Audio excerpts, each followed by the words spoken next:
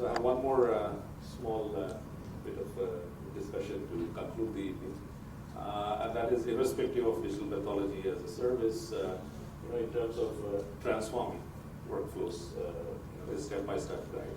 This, in some sense, is largely repetitive to what has been said, probably much better than I can ever say it by practitioners here, who were some of the earlier speakers, in terms of what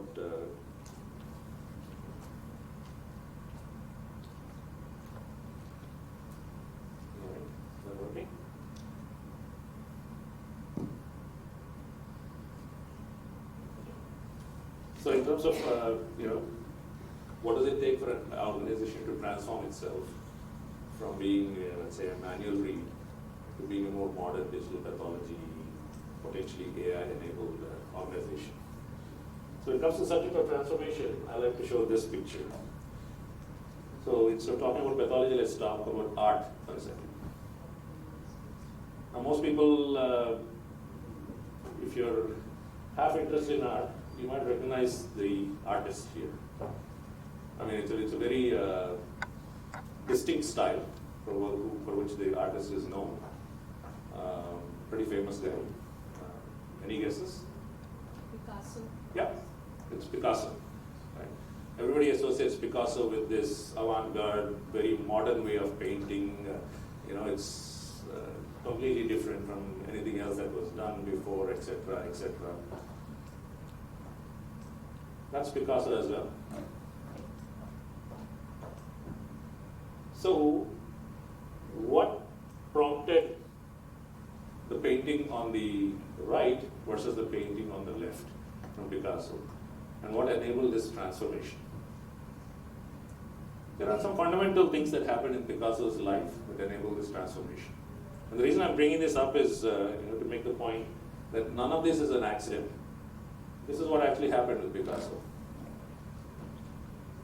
First painting was when he was 15 years old, and that's his evolution or his transformation into a quote-unquote modern painter. Something very traditional, all the way to getting to a very modern painter. In between, a few things happened, which are like fundamental step-up transformations. World War II, World War I, things like that, which influenced him. New technologies coming in that influenced him. And that's what allowed the transformation. You can put your organization in the timeline of one of these pictures, and you're trying to get to Picasso at 90 or 95. And then there are technologies available that enable this transformation. Think of digital pathology and AI as those type of technologies. So, underlying principles in terms of this transformation, workflow efficiency. That matters to everybody, and that's what you're trying to do.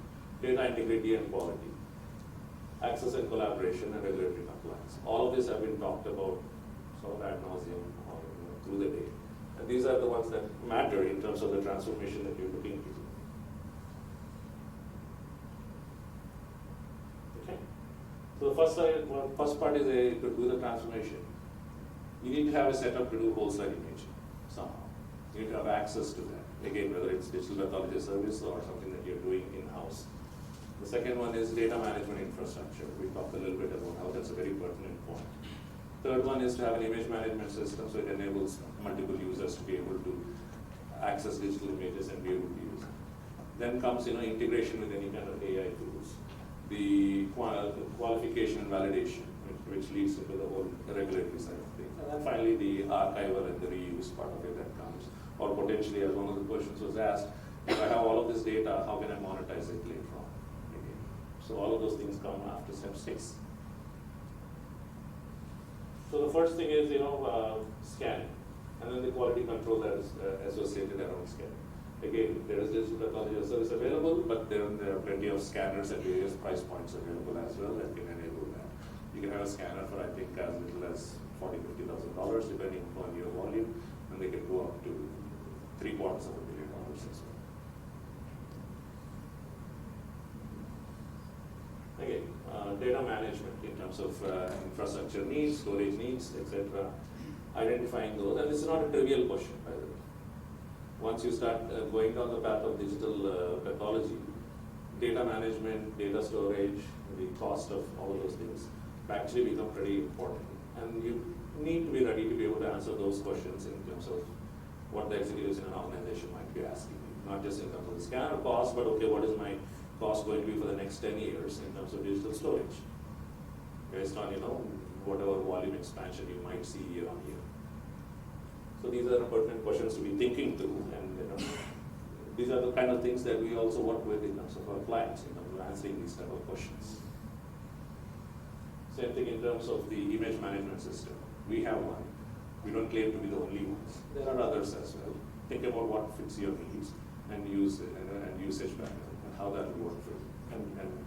And decide on what kind of image management system is appropriate for your organizational needs now and in the future.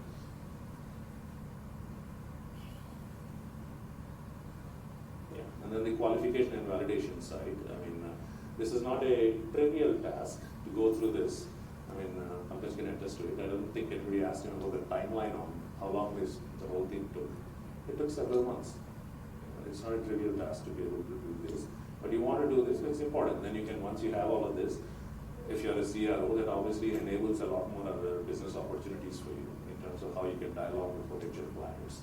And these are things that you would need to invest in to be able to do this as part of the transformation. Yeah. And then finally, the integration side of things. I'll skip on that. So to sum it up, this is what you need to do in terms of organizational transformation. Whole site imaging, image management, AI integration based on need, and then of course archival. And then you have options on that. You can have digital pathology as a service, you can license, procure solutions, you can go for some combination of these type of things. Not necessarily from us, but from anybody else as well. Okay. Thank you all for coming. There's the bar and snacks, I think, that are open now, and then we also have dinner options. The idea was, I know some of you have flights to catch fairly soon, so it would be great if you can join us for some of this, have a light dinner, and be able to still catch a flight. Thank you. Of course, any questions, happy to answer.